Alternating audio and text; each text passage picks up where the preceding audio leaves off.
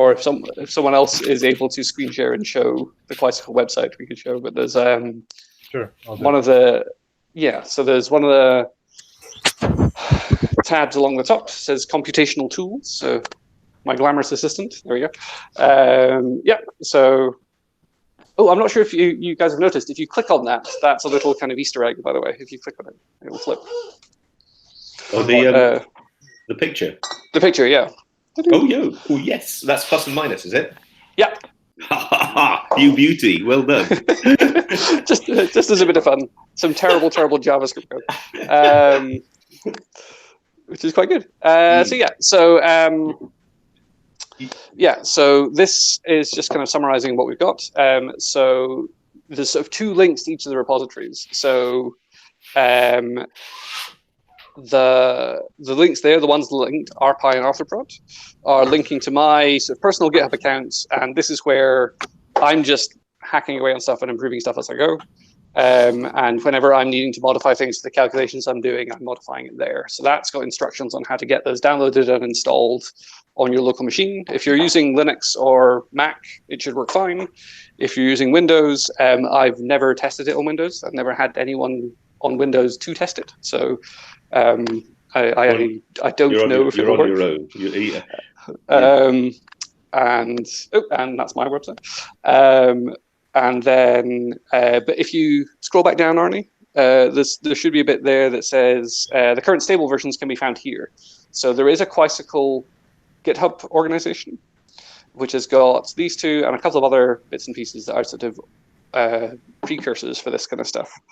And what I'm trying to do is to keep those versions be ones where I'm only updating the repositories there when I'm very sure I haven't broken anything. Whereas the versions that are on my GitHub account are kind of my current working version, which may have kind of broken pieces or bits where I'm sort of experimenting with stuff and sort of trying some things out which might not end up in the final version. But those are the kind of release versions, if you like, from the Quicycle side. In the past, though, we haven't looked at those recently. We have occasionally found it's the way we're finding some conceptual errors in what we're doing. By looking through those things and then fixing them. So yeah, well, that's the thing, is that if you have to write a program to do it, you very quickly sort of end up with like, that doesn't work at all, or or alternatively, you end up with something where you go, actually thinking about it in that way and having to express it in that way in code is really quite difficult. And can we simplify it a bit? So a lot of my kind of stuff with the mathematics and kind of trying to find a simpler way of doing stuff is sort of trying to reduce kind of implementation complexity. It's kind of like, right, is there a simpler way of implementing this that works? And if there is, then actually you can use that when you're doing the mathematics yourself rather than just when you're writing code that does it. So Ines, I'm having trouble finding your stuff both on John's group, also on GitHub. I can't find it under your name or under Quicycle. So I'm not finding pointers to either one. So if you go to the Quicycle.com website, right? And then not to the group. That's it. No, so if you go to the website and then click on Computational Tools at the top. Yeah, Arnie just shared a link for it. The link in the text box for you, Pete. Okay. And then where do you go? Computational Tools, right? Yeah. And then the two links you probably want are the ones with the bullet points at the bottom, so RPi and Arthropod, and hopefully that kind of explains the difference between the two. It's not just rewriting the whole thing in Rust. The Python one is designed to be, I'll do a video and a talk on this at some point. The Python one is really designed to be run in an interactive Python REPL. Like the idea is you import it in and you almost take over the Python REPL as a calculator. And it allows you to define multivectors and operators and all these kind of things interactively and work with them. So like when we were saying earlier, like kind of last night, I was working on these rotation stuff. John, I think, can you mute your mic? Oh, okay, I thought that was a kettle. It's a kettle. Oh, it's a kettle. There we go. Yeah, so like when I was looking into these kind of rotation things last night, what I was doing was doing bits of it by hand and then kind of verifying that what I thought worked consistently throughout the entire algebra by writing a quick program using RPy, which kind of defines some sort of common operations and data structures to work with. Whereas the Rust version is much more about being very precise about how everything's defined and doing larger computations and more complicated kind of actions for a single system rather than looking at which systems work, which is what RPy was originally designed for. Because there's quite a lot of ways we can set up the mathematics which have broadly similar properties, but they're not all going to be right. And so what we want to do is kind of see if we can find sort of test cases, if you like, that sort of rule things out. So the big one that we've used so far is Maxwell. Like actually, even just at the level of Maxwell's equations, you can rule out a bunch of the algebras which just don't work for Maxwell's equations. So you can restrict sort of the metric, you can restrict kind of relative sign and handedness of a bunch of the individual elements of the algebra. And you kind of really quite dramatically cut down the space of systems that we need to look at that could potentially work. And then the Rust version is about saying, cool, okay, well, I'll bake in and pick one system and then see what I can do with that one system, but removing all of that kind of dynamic complexity that we have in the Python version.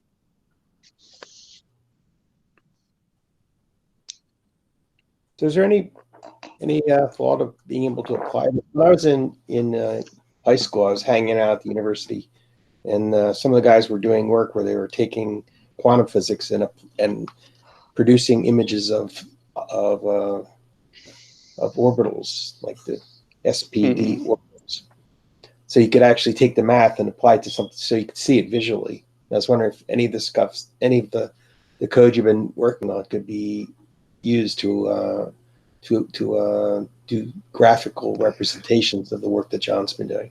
Yeah, it should be, but so that's the thing. Like you'll need to be able to do things like generalized rotations, which is what we're talking about, and that's part of the reason why I've been doing the Rust version rather than the Python version. The Python version is set up to allow you to mess with the system, which is very, very powerful and very, very useful. But then if you want to do something like actually go and model something using the mathematics, there's a huge amount of overhead that's baked into the Python library to allow you to do that in any conceivable mathematics that you want of this form, which, if you're trying to do simulation work, is just mad. Like, you don't want that complexity. So yeah, I was wondering why you picked Python instead of C or C++. Oh no, well that's the thing. The Python is there for that overhead of complexity for when you do want to be able to look into all of this kind of dynamic kind of stuff, and you want to be able to change it on the fly and mess around with it. The Rust version is the version for simulation. That's the version where you're saying, okay, we've decided on what we want to do. This is much faster. There's a lot more rigid APIs around everything, and we could do everything numerically if we need to, and we can go through all that kind of stuff. So the sort of simplest way to think of it is the Python version is the playground, where you can kind of do, it's not particularly fast, but you can check out a bunch of different stuff very, very quickly, because you can write a program that just rewrites the rules of the algebra as you go. And the Rust version is sort of constrained to only work within one system. It doesn't have the ability to kind of work in different mathematics separately. You need to edit the source and recompile to be able to get a different an algebra out of it. So that's the version which would be useful for these kinds of, like you're saying, for doing orbitals and stuff like that. And for that to work, we need to be able to do kind of Lorentz transformations, we need to be able to do rotations, we need to be able to do kind of general kind of operations on things, which you could do with the Python version, but it's a lot more fiddly because of the way it's set up. There's a lot more overhead. It's also written in Python, so it's already slower before it has all the additional kind of implementation complexity of the way that library is written. And so the Rust version is the sort of stripped down, right, okay, we've decided what we're doing, let's go do something with it version. So what's the reason for using this RS language? So Rust is, part of it is it's fun. It's good. It's an alternative to C++, where sort of memory safety is the sort of the big thing with it. The kind of main, it's designed as a successor to C++. The main kind of kind of philosophical difference with it is it pushes almost all of the complexity into compile time. So it's relatively slow to compile compared to other languages because it checks a horrifying amount of stuff about your code and will ensure that all of your memory safety and all that kind of stuff is sort of provably correct before it will allow you to compile your program. But when it does compile, none of those checks are done at runtime. So actually you end up with code that is in some cases faster than C because you can prove before you start running the program that you never have to worry about a bunch of edge conditions because your program is correct in the sort of capital C correct kind of sense of kind of the memory safety and all that stuff is there. And so it kind of helps with this kind of stuff where John's kind of mathematics is kind of a type system for physics. You're sort of saying, okay, you don't just have numbers and vectors and things like sort of things have an inherently different space-time form, geometric form from other things, and the transformation properties of those things are important and they're baked in. And so using a programming language and a type system to mirror that and say, okay, well, actually, we have a bunch of different objects that are all kind of paralleling that mathematics, which itself is paralleling reality, is quite nice because it means you can get the compiler to do the maths for you, which is quite fun. It's kind of based on that. It's kind of the sort of type system ideas from Haskell without being a kind of completely mind-bending, horrifying thing like Haskell. And you need all the help you can get with this stuff. But to answer Pete's original question about looking at the atomic orbitals and so forth, that's actually fairly simple. That's fairly straightforward because that's just quantum mechanics. So you're just looking at solutions. Now these equations, these linear equations, either the Maxwell's equations, although better the extended Maxwell's equations that Ines and I are looking at, have the same sort of solutions as any other linear equation. That is, they have exponential type solutions. Now those sines and cosines, sines and coshers, and exponentials, these are well known. Those shapes you're looking at in terms of the stuff that people calculate for atomic orbitals are coming from the shape of space, which is three-dimensional. So there you also have a whole set of mathematical things which are well worked out and which are sitting in the big books, Legendre polynomials. The solutions have a shape which is like three-dimensional sines and cosines. They're the ringings of spherical bells as opposed to the vibrations of a guitar string. And that ringing of those spherical bells is the shapes that you're seeing in those atomic orbital things that you get in the chemistry textbooks or in the stuff that your friends were playing with earlier. Now, so those shapes are well known, and can be and have been done. And they will be the same in this algebra as they are in any other algebra in terms of the conditions they impose on the exponential type, on the envelope of the exponential type solutions. No matter how long you wait. So is that one of yours, Ines? No, that's not me. I was just wondering about the stuff that Eugene has been doing on quantum, on doing good illustrations for physics. And if it was possible someday do something as elegant as what he's been doing. Have you ever seen his work? Eugene. Go.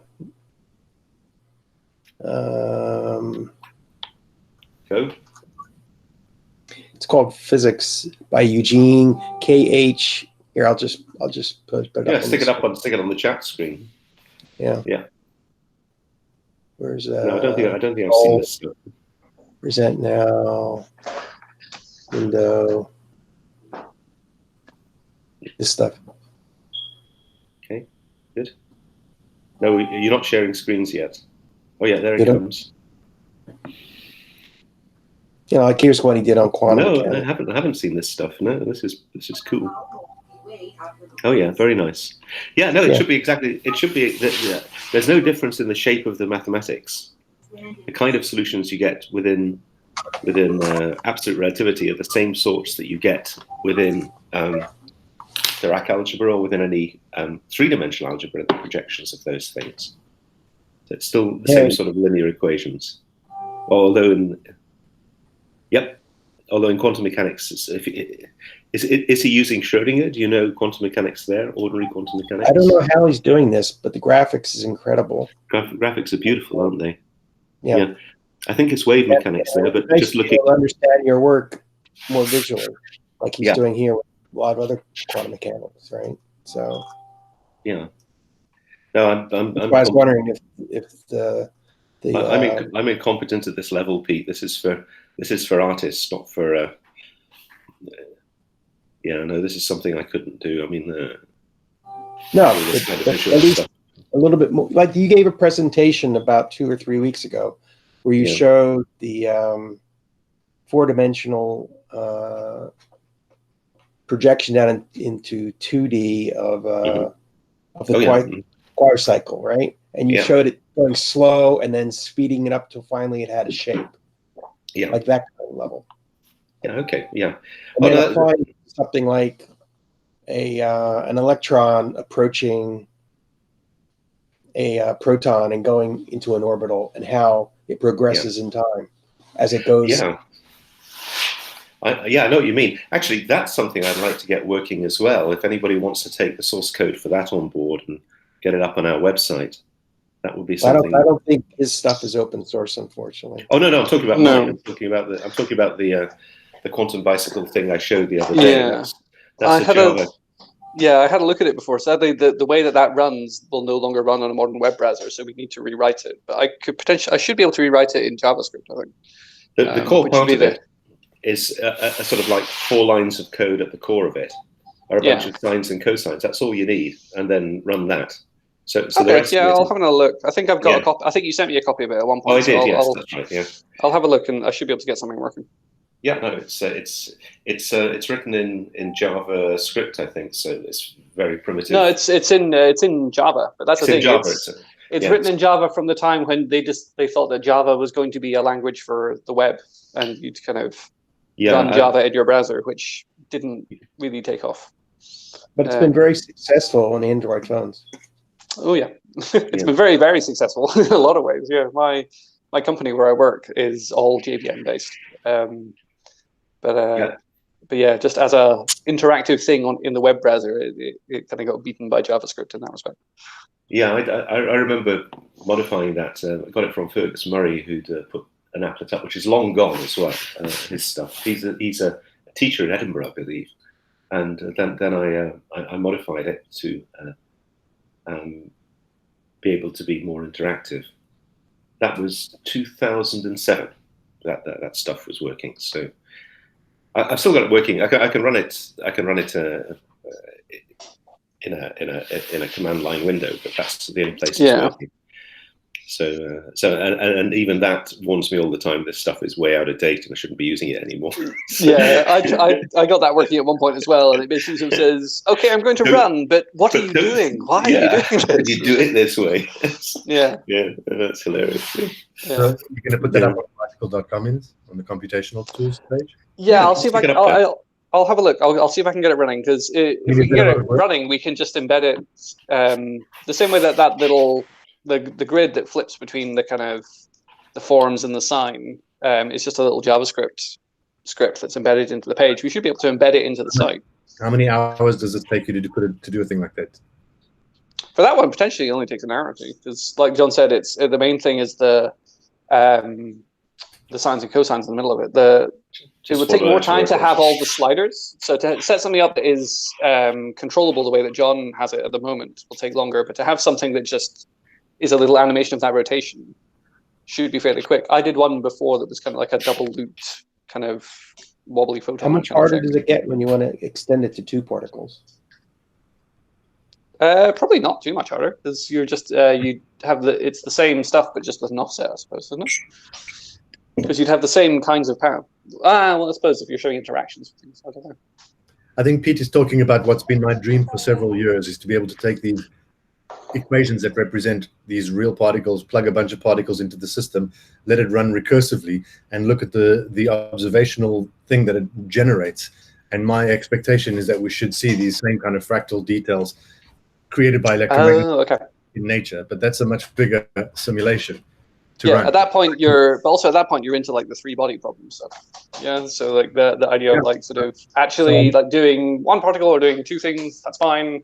3 or like even 3 or definitely 4 or 5, you end up with this kind of like explosion in complexity of the actual calculations you need to do. Right. I think just seeing an electron you see this go in 3-dimensional orbit in a photon and become an orbital would be very interesting. Yeah, well, Very I'll imagine exactly. with one atom and one photon, it should be a lot easier to model than what I'm suggesting, which is just take a space plasma, apply a magnetic field and let it go. Okay. Yeah. Well, that's where you end up with all the kind of that's what a couple of the other things that are on the Quicycle GitHub group are you end up in these kind of time sliced simulation things, so finite difference time domain and things like that. Where Yeah, I would assume that what I'm suggesting is very complex. So, but that's my ultimate visual goal, is to create that's beautiful yeah. fractals. There's people who make 3-dimensional fractals. Yeah. I've done a bunch of kind of like weird fractal things before. They're good fun, but you can get beautiful, crazy complexity from very, very simple rules, and we've got quite complicated maths as the sort of seed for that stuff, and so it's going to get very, very fiddly very quickly. But we should chat to Mayank about this kind of stuff, because that's John can correct me if I'm wrong, but yeah. But I think it could yield very interesting results if it was ever. Yeah, it would be good. Is John still here? Is John? Yeah. Oh, John's off making a potato or something. Because I think that's what Mayank focuses on, isn't it? He does these kind of finite difference time domain kind of calculations and things. So we should have a look at that. Okay. Once he's done saving the world from COVID. Okay. There are ways to do this, and it's actually still very complicated, but for the simple cases, it's simpler than one might think, because the wave function for one dimension is already there. So the phi wave function in pretty much all of the coordinate systems we might want to look at is already there. That's the azimuthal wave function. For the electron stuff, we could try the wave function which I have in the paper, which is the mass field wave function. And in fact, the rest is in Gradstein or Mawson-Feshbach. You have the Legendre polynomials for the other part, and then the radial distribution is a falling exponential distribution down to the edge. So that's also a simple one. So it's just the Legendre polynomials for these shapes, for the solution to the hydrogen atom, for example. So they're pretty nice in some coordinate systems. So in the toroidal coordinate system, the thing should, it doesn't quite separate. It's actually quite difficult anyway, because it's recursive. But nonetheless, the solutions to the Laplace equation exist there, which is a similar equation. One could use those for doing visualization of these things. So it's hard, but it's not impossible. And it is a program of work for somebody. Yeah. It's not an absolutely undoable thing. So it's not as hard as it looks just thinking about it. You wouldn't put a Cartesian grid up and then try and solve it on a Cartesian grid. You put a toroidal grid up and try and solve it on that numerically. So you can one could simplify the problem. But you're right. I mean, probably someone like Mayank is the person you want to get involved there, because that after he solved the COVID crisis, I think we should get Mayank back onto this. So what Piet is suggesting is that you're modeling, let's say, the hydrogen atom, which has a spherical energy distribution, a spherical harmonic resonance on the lowest level, and you have an incoming photon wave function that strikes it. So does that mean now that the energy is combined and makes this resonant thing resonate at a higher frequency? They've become now one resonant pattern at a higher energy density. And then if the photon is released and it falls back down to the ground state, it's literally a photon being released, taking some energy density out, reducing that resonance structure down to a lower resonant form. There are actually two questions there, Arnie. There are two things that, just thinking physically within the new paradigm. but also mirroring also what's known already about these things. There are two different things. Hydrogen atom has frequencies whereby it will absorb incoming photons, and those things are essentially things where you're promoting the thing from being in an S state to having a P state, having either a higher S state orbital or a P state orbital. Right. So what you're doing is jumping up, and this are pretty high energy photons. So in that case, one goes from something which is the 1 to the 2 shell, and then it drops back down with something which is, I forget exactly what the number is, but it's that's going from one standing waveform to another standing waveform in the resonance. That's right. And what you do is you go from one wavelength to two wavelengths in that. So the spherical part of the thing goes from one wavelength to two. So, but that's the same thing that happens in quantum optics, in the quantum optics textbooks, which you do with that. It's exactly the same shape of the mathematics. There is no difference. Right. So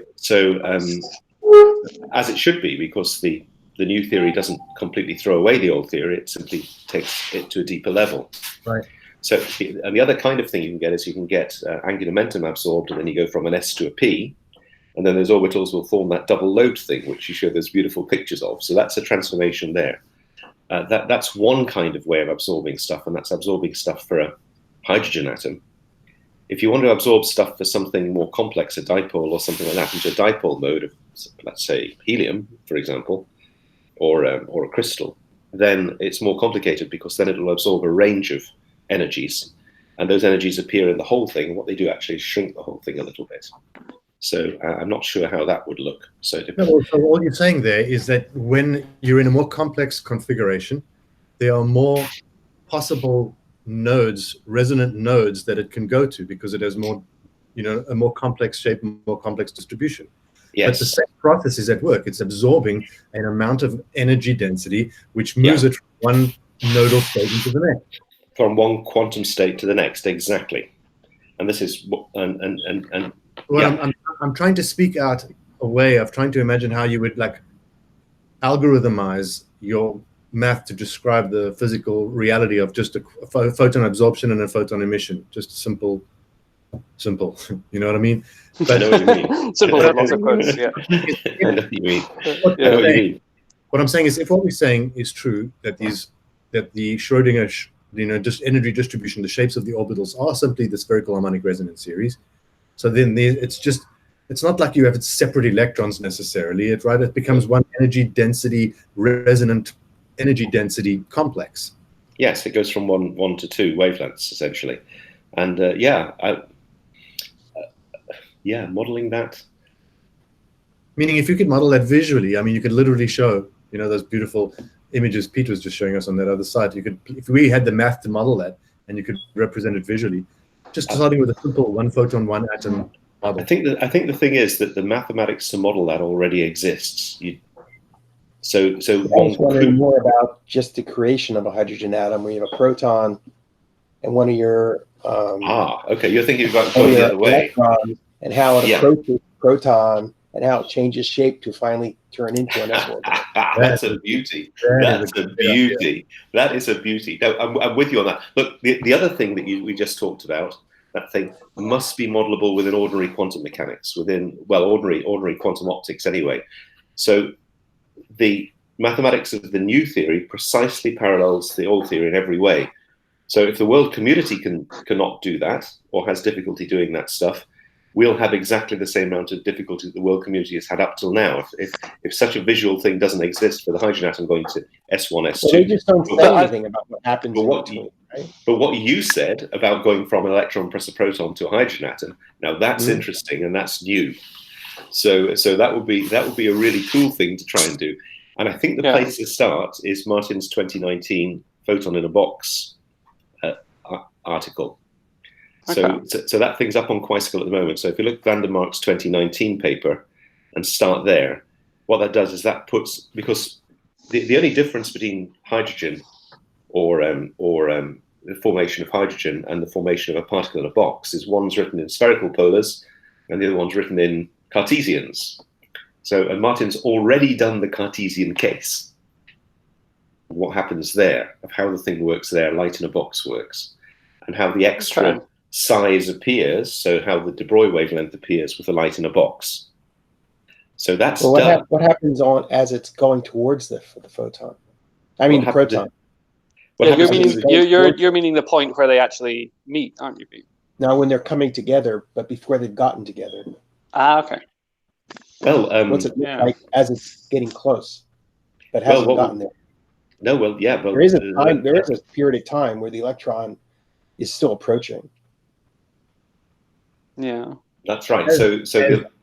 As distinct from the process of the neutron formation in Viv's model, which contains, obviously they differ by neutrinos and stuff and energy, but those are two completely different processes, but they're kind of similar if you think about them in terms of what's going in. What I'd really like to see is that process, the neutron, but both the neutron and the hydrogen atom are electroprotons. Right, that's my point. But they're two states of the electroproton. And they both have a lot of properties in common. They're both neutral. They both got an electron and a proton in there. They differ by the neutrino, exactly as you say. And the neutrino is a very interesting object. That's where I'd go for Viv's. And maybe we should say this to Viv as well. But that's where I would go for Viv's linearly polarized photon thing. I think it's a neutrino, and I think he does too. So that would be the difference going in there. That's interestingly hard modeling. That's quite a bit of work for somebody.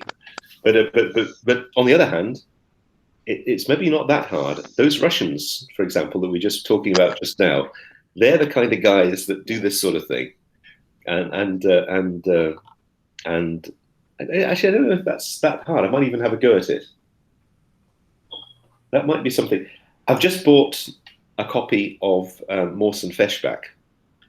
And it's arrived at my mum's house in Scotland, and I'm looking forward to getting my hands physically on it. These books are stupidly expensive. They cost $1,000, right, for the book. Yeah. So these are the kind of book you go to the library and you consult in the library. But I don't have a library. I'm stuck here in a. I can't get hold of it. It's really frustrating. But that has some of these solutions in it already. So what you need to do, what Pete's talking about here, is you need to have a look at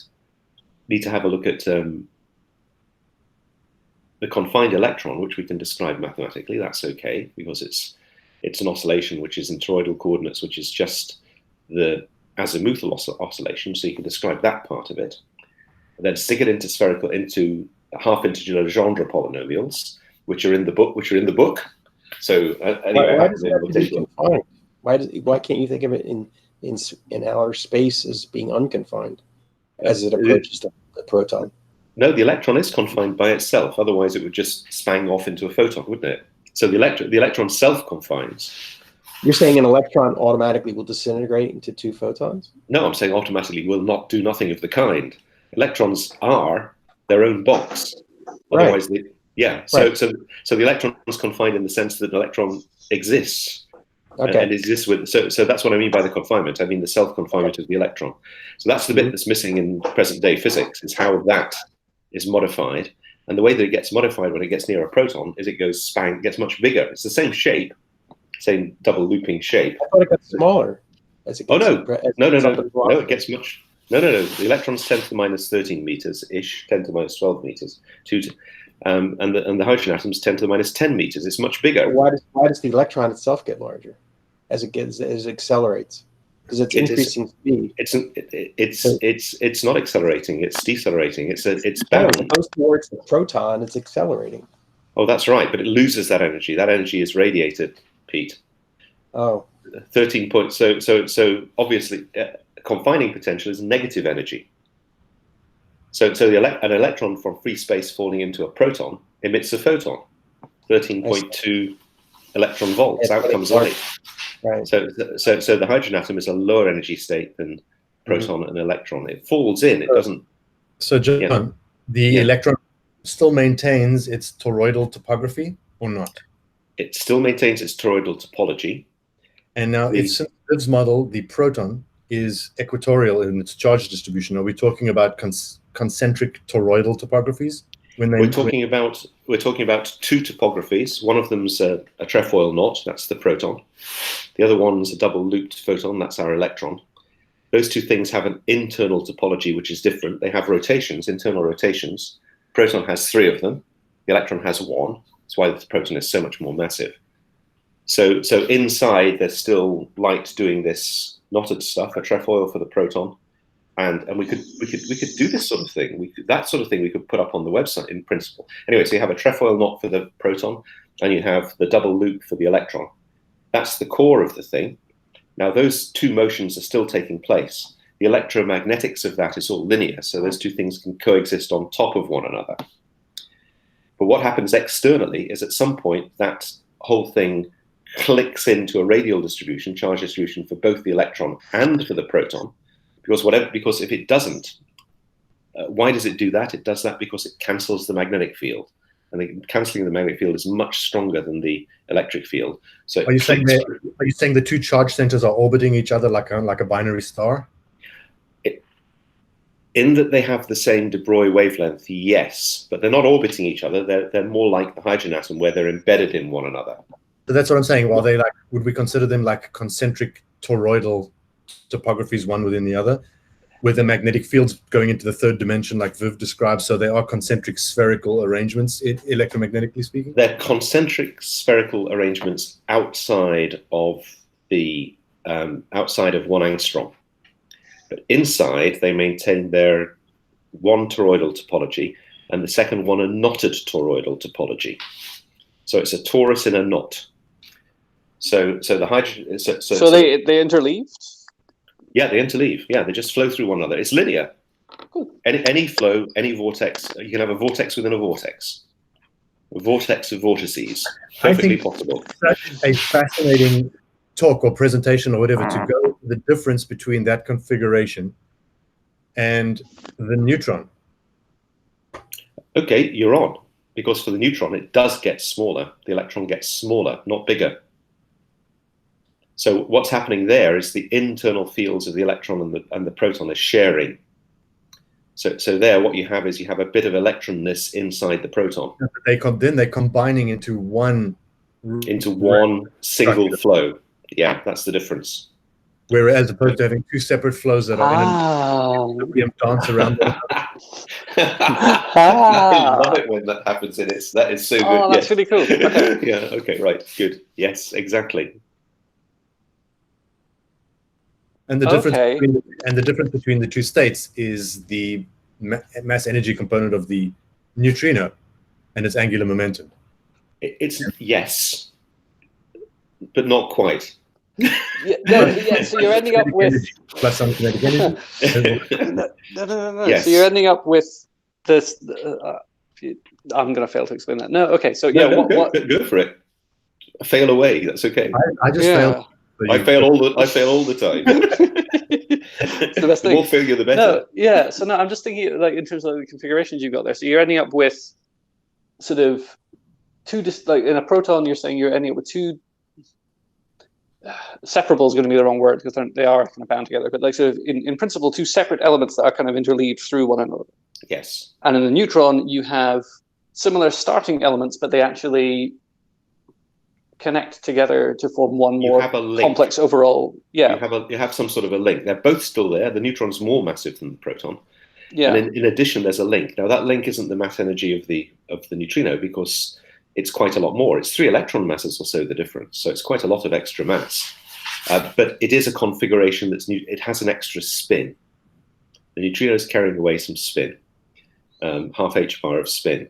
So there's an extra link whereby there's sort of I don't know. I'm waving hands here, but if I understand Viv's thing correctly, Viv would say that the neutron is one photon.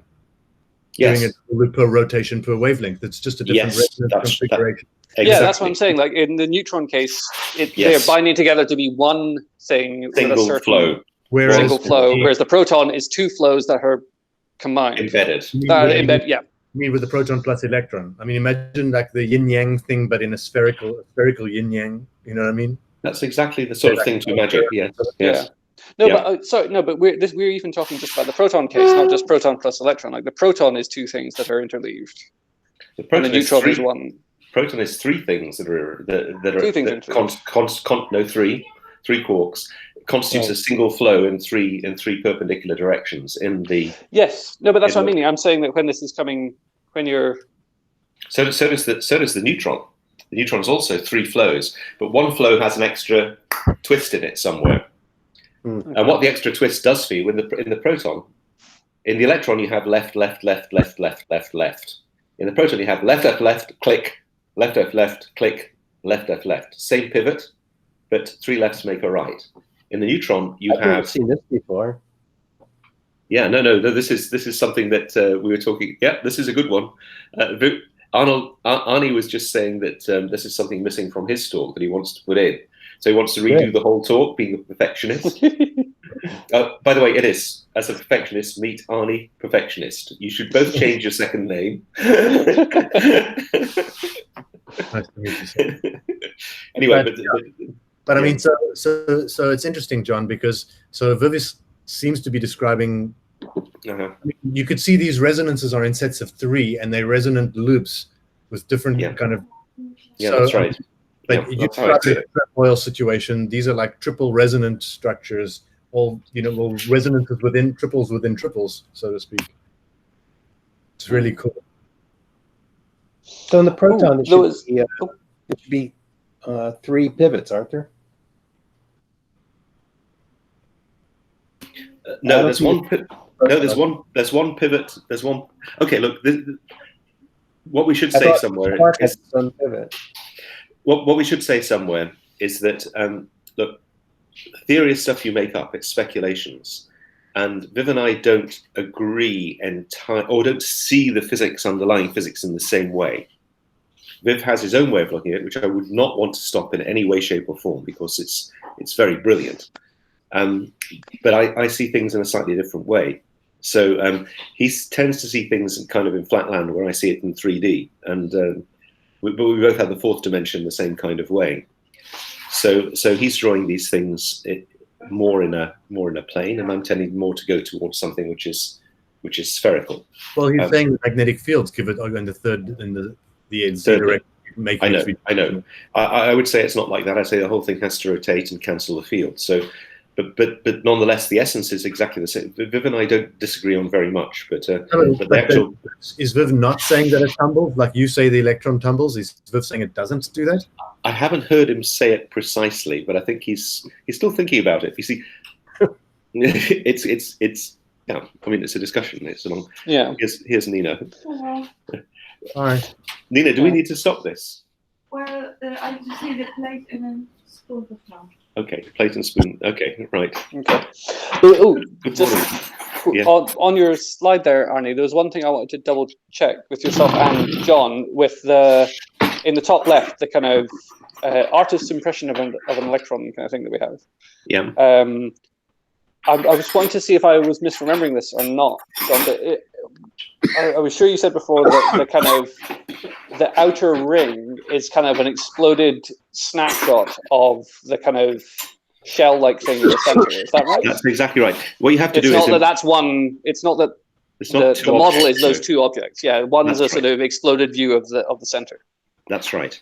Cool. That's right. So in the long explanation, those fog core disks are really all slices through the same sphere, and that's it. So if you project that whole thing onto the center and put the fog cores on top of one another, they form a sphere, which is contained within the center core. That's correct. Yeah. Okay. So I was just making sure it wasn't one thing, but like a sort of Saturn's ring style. No. The thing outside is in momentum and field space. The thing inside is just the electric field projected onto space, onto ordinary space. Yeah. But John, wouldn't that same projection of Viv's rotating model, which is very similar to yours, create that same projection? However, yes. like with a knotted energy consistency. You know what I'm saying? Because of the different resonance structures. Viv's, I think yes. So they seem very similar, these models. They are very similar, and as I say, Viv and I disagree on very little. But in a picture we have of how these things work, Viv is very much 3D in time, but I'm also thinking in terms of fields, and I'm thinking in terms of momentum space. Being a trained solid state physicist, for me, case space and real space, momentum space and space are two sides of the coin. You can formulate quantum mechanics in either. So I'm more used to professionally being able to do that in my head. For Viv, that's actually quite a lot of training to get somebody thinking in that kind of way. It's something that doesn't come naturally to anybody, and so it's not a native mode of thinking for Viv. But as we talk with each other on this, we find that we are mostly in agreement about what's happening, and that I can help him in some areas, and he can help me by explaining some aspects of his model at the elementary level for me, and for me understanding what he's doing in terms of the macroscopic model, in terms of the way he's looking at mutually spinning things, the way that spinning comes into this thing. So, but there is not yet one theory which we both ascribe to. Neither me and Viv, nor me and the rest of the universe, or the rest of the universe talking to itself. So such a thing doesn't yet exist. But that's what we're working on. So hey, you got to. Yeah, well, that's why. I think between the two of you are a lot closer on when it comes to this stuff than anything I've seen before. Well, yes, and would that Martin were here too, because that would really enhance things, because he'd be on the same page for a lot of this as well, but would understand some aspects of it, especially the photon aspects, much better than either me or Viv. So, yeah, we have to do what we can. So when the electron eventually combines with the proton to form a hydrogen atom, the pivot is in the center of the proton. The pivot is mutual. The pivot goes into the center. The pivot extends over a larger volume, now over roughly an angstrom, a cubic angstrom, whereas before it was over larger than the hydrogen atom. No, the same size. The hydrogen atom is an angstrom. Okay. The size of the hydrogen atom. So the pivot is in. The electromagnetic field now has far less. The external field, the non-cancel. The thing is, what's happening as you form a bound state is certain bits of the field are cancelling. That's what a bound state is. A bound state is something that's managed to get rid of some field. Now, in the case of the electro-proton, which is the hydrogen atom, the bit of field that's cancelled is the external electric field. Now, if you integrate from 10 to the minus 10 meters to infinity, that external electron field, you get exactly the binding energy of the hydrogen atom. Essentially, it's just neutral. It's charge neutral. Hydrogen atom is charge neutral. That charge neutrality. What happened to the pivot that was holding the electron together? That's what's holding the hydrogen atom together. So the pivot goes away? What? The pivot goes away? I didn't catch that, Pete. Sorry. The pivot goes away as it combines with the proton? No. It becomes less dense but bigger. So it's what you require for things going round and round in circles is that the pivot term is as strong as the magnetic field term internally. Then it goes round and round in circles. Because then the curvature is sufficient to bring it back to or it's the same order of magnitude anyway, factor of 2 maybe. It's double loops. But you require the pivot term to be big enough to get the thing to come round and bite its own tail. In the hydrogen atom, everything's bigger, so the curvature is smaller, so the pivot density is lower. But the pivot volume is larger, which compensates for that. So the pivot volume is larger than the proton, but smaller than the atom. Yes, much larger than the proton and larger than the electron, but of the order of the size of the atom, not larger than, but in fact constitutes the mass, part of the mass density of the atom. Half of it. And if you do high energy scattering on such a thing, on hydrogen, then what you see on average, half of the mass. So half of the mass is charge. I think it's called, I'm remembering back a long time, I think it's called the Callan-Gross sum rule. I could be wrong, and it's not Callan, but Callan. But for the momentum contained within the hydrogen atom is 0.5 that you see. The other half is, although you do see more than that in some cases. If you look at the F2 structure function I put up before, sometimes you see more, but that's just you've managed to somehow hit it head on somehow and get some of that neutral mass behind you as well. Okay, I mean, at that stage, at that level, until we actually have a mathematical, physical, and that means numerically calculated model for exactly what's going on, we won't know exactly how that all fits together. But with symmetry, you can get quite a long way on these things, which is what I'm talking about at the moment, without having that absolute solution of what a hydrogen atom is in terms of the new theory. That typically is quite a difficult thing. I think it took 10 years to get a solution for the hydrogen atom from the Dirac theory. And that's with the entire world working on that. Yeah, but that's given us a blueprint to follow of the kind of, hopefully, not exactly, but like we can take some similar kind of steps. Yeah, but he didn't have Ennis. Yeah. Hey guys, look, this has been a great conversation, but I think we're going to have to bring it to a close for this Monday. Yeah. Doesn't mean we can't meet tonight, for example, but